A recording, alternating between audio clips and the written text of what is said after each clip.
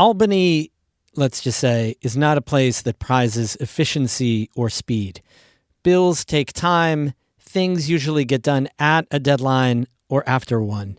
So it's no surprise that there has been no major movement in key bills today, the first day of the last week the legislature is in session.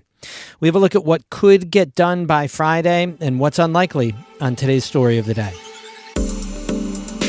Support for Story of the Day comes from Pearsall Wealth Management at UBS Wealth Management USA, subsidiary UBS AG, member FINRA SIPC, 1 Broad Street, Glens Falls.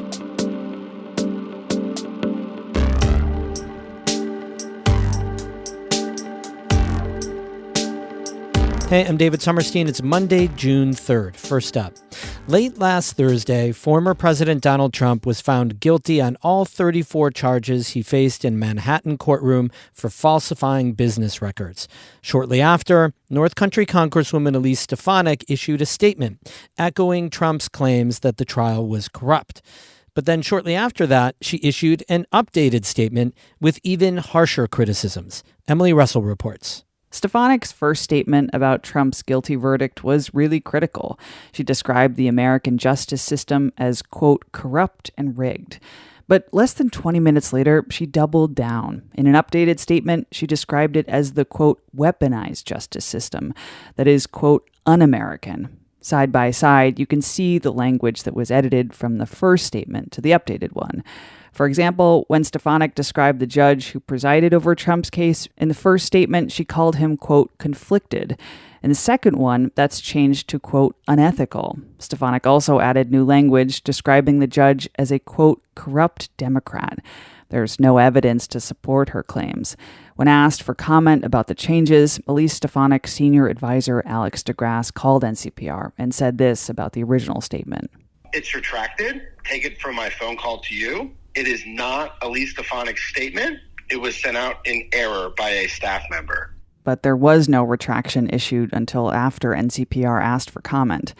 Throughout the updated statement, Stefanik amplified the claim that the case against Trump was brought illegally and that the gag order on him during the trial was, quote, clearly unconstitutional. Neither of those claims were included in her first statement. There is no evidence that the trial was illegal or the judge's actions were unconstitutional. The trial was a standard legal process with the outcome determined by a jury of 12 New Yorkers. Both versions of Stefanik's statement on his conviction describe her as a, quote, key ally to President Trump during this sham Biden trial. Stefanik has been a loyal, outspoken advocate of Trump's since the lead up to his first impeachment in 2019. She's considered to be on the short list for Trump's vice presidential pick. Emily Russell, North Country Public Radio. The New York Air National Guard is getting a new commander today. Brigadier General Michael Bank will take command of the 5,800-member force at a ceremony at Guard headquarters in Latham, near Albany. Bank is from Genesee County, and he's replacing Major General Denise Donnell of Clifton Park, who's retiring after 31 years in the Navy and Air National Guard. The developers behind the Oval Wood Dish housing project in Tupper Lake say they plan to break ground on the project this summer. Amy Feiereisel has more. Plans to turn the abandoned 9-building Oval Wood Dish factory into an affordable housing complex have been in the works for years. Syracuse developer LaHinch Group bought the vacant factory in 2021 and announced 3 projects, 2 apartment complexes with commercial space and a potential hotel on the land across the street. Joe Gem from the LaHinch Group says the apartments would be for people who make between $35,000 and $70,000 per year. He told the Adirondack Daily Enterprise the apartments are for local workers and would support local businesses who struggle to hire staff because they have nowhere to live. The project has accumulated about $7.5 million from state grants since 2021 and was approved for a significant state tax credit last year.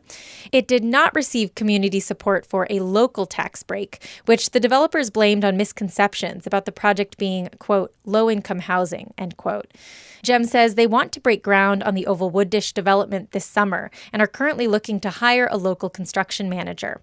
Amy Feiereisel, North Country Public Radio.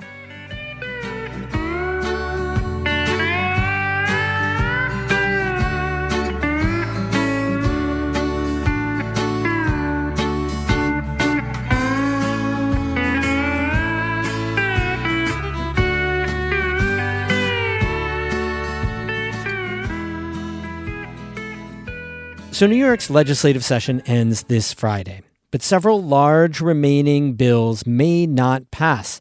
As Karen DeWitt reports, there continues to be a disconnect on issues like combating climate change and regulating kids' social media feeds. Governor Kathy Hochul is making a push to ban tech companies from using harmful algorithms to influence children's social media feeds. She cites data that shows increased use of social media by children and teens is linked to increased rates of depression, anxiety, even suicide. And this darkness lives on platforms like Instagram, TikTok. These are ruled by addictive algorithms designed to draw the young people deeper and deeper into that darkness over and over. The SAFE Act for Kids would restrict companies from using the algorithms without parental consent. The Child Data Protection Act would prohibit online platforms from collecting and sharing children's personal data without consent. Hochul says they are the only bills that she's pushing for as the session ends.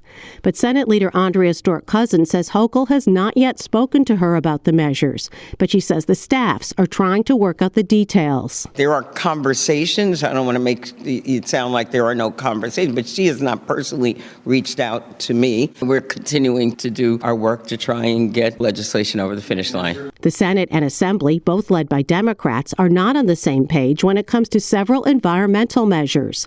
The Climate Change Superfund Act has passed in the Senate, but not the Assembly. It would require fossil fuel companies to pay for climate change mitigation. The New York Heat Act, which would end the practice of allowing utility ratepayers to subsidize the cost of new gas line hookups, was also approved in the Senate, but has stalled in the lower house. Advocates protested outside the Assembly chambers.